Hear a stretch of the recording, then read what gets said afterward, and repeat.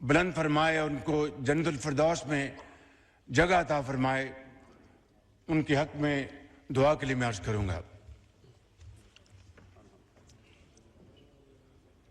एहसन इकबाल साहब।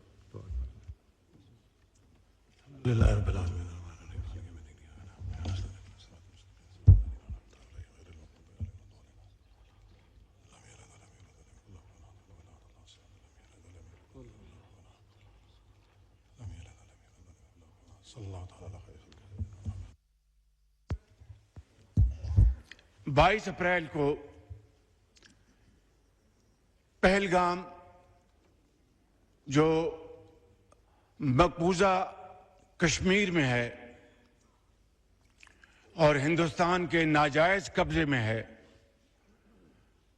वहां पर एक अफसोसनाक वाकया हुआ। मगर हिंदुस्तान ने आनन फानन 10 मिनट के अंदर एफआईआर रजिस्टर की और उस पर उसके बाद हिंदुस्तान की मीडिया ने, हिंदुस्तान के सियासतदानों ने, एंकर्स ने पाकिस्तान के ऊपर बेजा इल्जामात की बौछार कर दी और पूरी दुनिया को ये बावर कराने की कोशिश की कि खुदा न खास्ता इस वाक़े में पाकिस्तान मुलव्वस है। जनाब स्पीकर, उससे कुछ ही अर्सा पहले, जिस तरह कि आपको अच्छी तरह इल्म है, बलूचिस्तान में दहशतगर्दों ने ट्रेन हाईजैक की और इसमें बीएलए के साथ टीटीपी और उनके बैकर्स हमायती हिंदुस्तान के साथ ताने बाने मिलते थे, जिसका नाकाबिले तरदीद सबूत हमारे पास मौजूद है। जनाब स्पीकर, दर्जनों लोग शहीद हुए, बेगुनाह लोग शहीद हुए और फिर आपने देखा कि हमारे फौज के एसएसजी यूनिट ने कमाल महारत से उन मासूम पाकिस्तानियों को उनकी जानें बचाईं और उनको महफूज मुकाम तक पहुंचाया। कुछ लोग जख्मी भी हुए, लेकिन जनाब स्पीकर, हिंदुस्तान को इस वाक़े की मजम्मत की तौफीक तो ना हुई। उन्होंने जिस तरीके से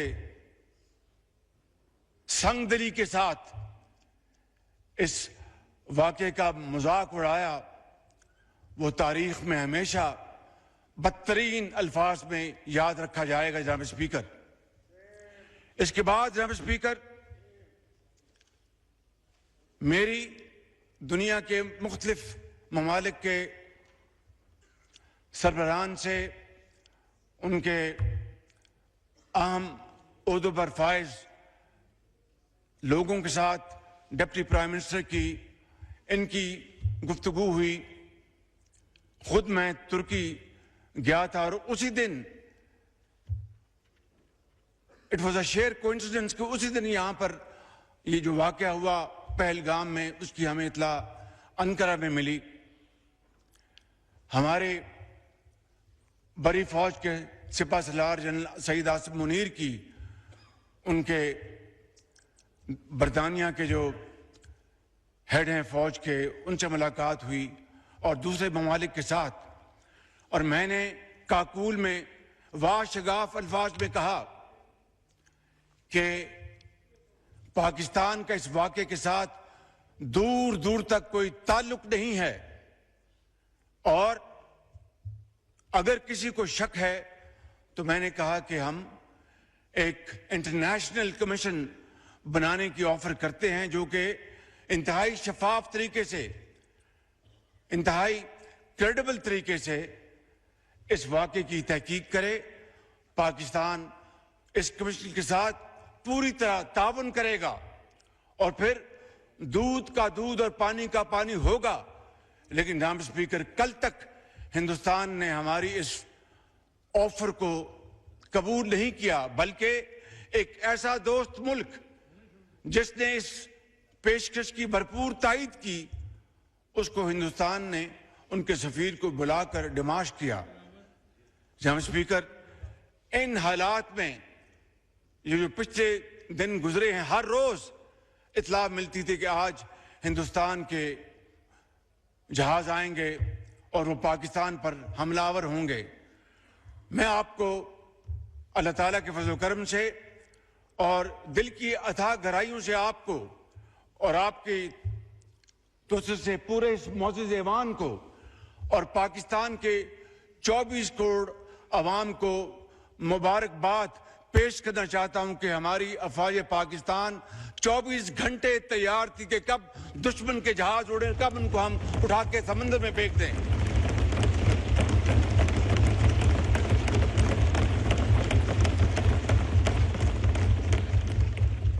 जनाब स्पीकर, आज से 5 दिन पहले हिंदुस्तान ने वो राफेल जहाज खरीदे हैं, उस पर बड़ा नाज करता है, लेकिन जनाब स्पीकर, नाज नहीं किया जाता। अल्लाह ताला को उससे हर वक्त डर के दिन रात मेहनत करनी पड़ती है, खौफ खुदा के साथ, इंतहाई आजी के साथ, मगर बड़े कॉन्फिडेंस के साथ दुश्मन का मुकाबला किया जाता है। आज से चंद दिन पहले उनके राफेल जहाज कॉम्बैट फॉर्म में उड़े, वहां से हमारी अफवाज एयरफोर्स हमा वक्त तैयार थी। जो ही वहां से उड़े, जनाब स्पीकर, मैं इस ऐवान में आपकी तोसत से अपने जो हमारे एयर चीफ जहीर बाबर, उनको अपनी तरफ से, आपकी तरफ से, ऐवान की तरफ से और पाकिस्तान के 24 करोड़ अवाम की तरफ से मैं सलाम पेश करता हूं कि उन्होंने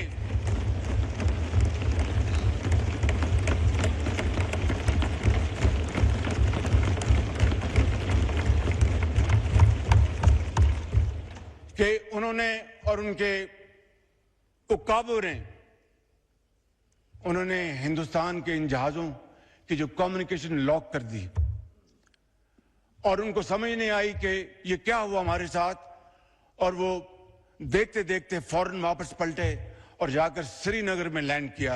ये है हमारी अफवाज पाकिस्तान की तैयारी और वे है उनका अज़म। जनाब स्पीकर,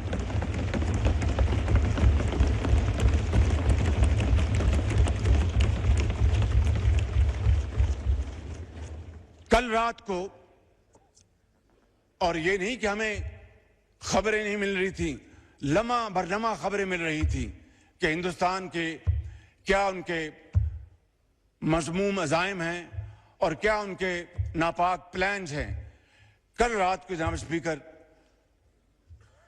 हिंदुस्तान ने पूरी तैयारी के साथ, और कोई उनके ऑल टोल्ड 80 जहाज इस हमले में शरीक थे, और उन्होंने पाकिस्तान में 6 जगहों पर, 6 शहरों पर हमला किया, जिसमें आज़ाद कश्मीर के 2 इलाके, जिसमें भावलपुर, जिसमें शेखुपुरा, जिसमें सियालकोट। इन इलाकों पर जनाब स्पीकर, जी शकरगढ़, जी उसमें शकरगढ़, इन इलाकों में जनाब स्पीकर हिंदुस्तान के तैयारों ने हमला किया और पाकिस्तान के उकाब मुकम्मल तौर पर तैयारी में थे और हमारे जहाजों ने पाकिस्तान की सरहदों को अबूर नहीं किया। जनाब स्पीकर, जो ही हिंदुस्तान के जहाजों ने पेलोड उन्होंने रिलीज किया, हमारे उकाब झपटे और आनन फानन 5 जहाज, जिनमें 3 राफेल हैं, उनको मार कराया और उनको ऊंधे मुंह वो कश्मीर पर जाकर गिरे, बठिंडा में जाके गिरे।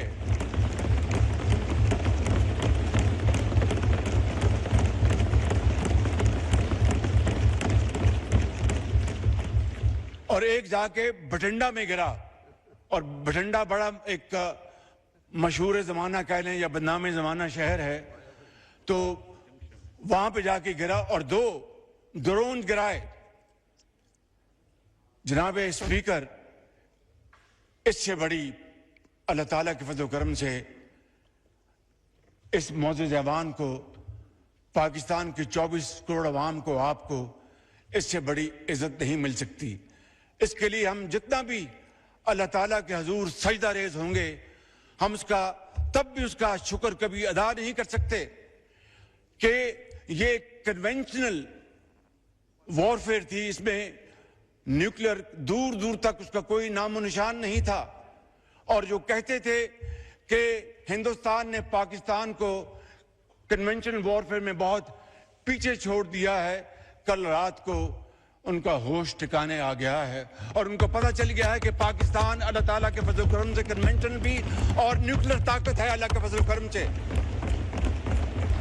आज जनाब स्पीकर, हमारे दुश्मन, उनको कल रात नींद नहीं आई, और हमारे जो दोस्त भाई खा, उनको पता चल गया है कि पाकिस्तान वाकई एक ऐसा मुल्क है जिसकी फौज एक ऐसी फौलादी फौज है कि कल को खुदा ना खास्ता उनके ऊपर बुरा वक्त आया तो वो पाकिस्तान की तरफ मदद के लिए वो देखेंगे और दरखास्त करेंगे।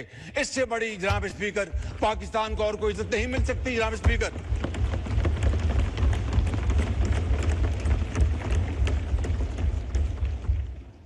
जनाब स्पीकर,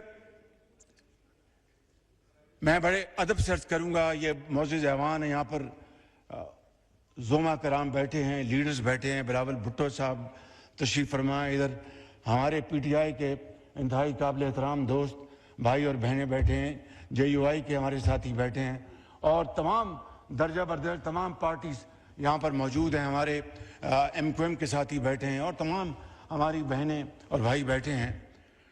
अभी एक शहीद का जनाजा है इस्लामाबाद में, सदर पाकिस्तान ने भी वहाँ पर पहुँचना है और सलार जनरल आसिम मुनीर साहब ने पहुँचना, और मैंने भी इस जनाजे में शिरकत करनी है ताकि शहीद की रूह के साथ उनके ख़ानदान को और पूरी दुनिया को पता चल सके कि पाकिस्तान के अवाम अपने शहीदों, जिन्होंने अपने खून के साथ पाकिस्तान की आबियारी की है और जिन्होंने पाकिस्तान की सरहदों की खुद हिफाजत की, अपनी जान को हथेली पर रखकर अपने बच्चों को यतीम कर गए, लाखों बच्चों को वो यतीम होने से बचा गए, लाखों माओं को बेवा होने से बचा गए। जनाब स्पीकर, आज वक्त था कि हम इन सिपाहसालारों को, इन सिपाहियों को, इन अफसरों को, इनको सलाम पेश करें कि ये पाकिस्तान के हीरोज हैं। जनाब स्पीकर,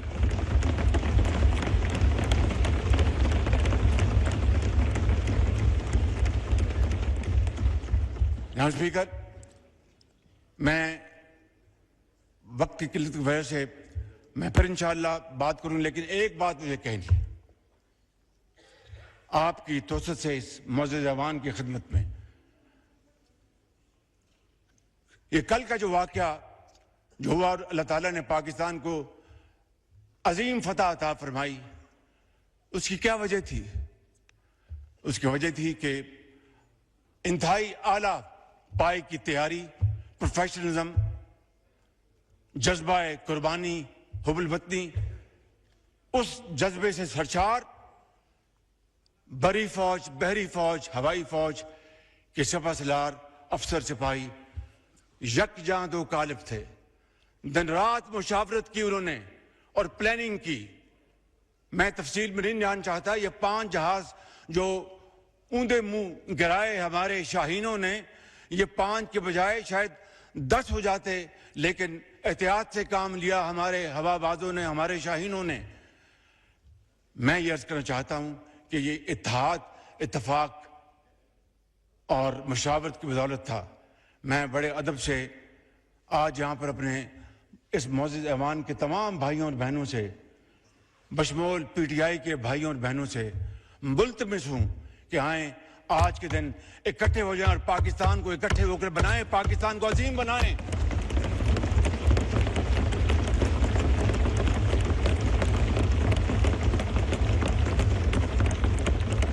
इससे ज्यादा और कोई शानदार मौका नहीं हो सकता मैं हाजिर हूं आपके चेंबर में। मैं अपने इन भाइयों और बहनों के साथ, अपने साथियों के साथ मिलने को तैयार हूं कि आए, बैठें, पूरी दुनिया को दिखाएं कि हम एक हैं।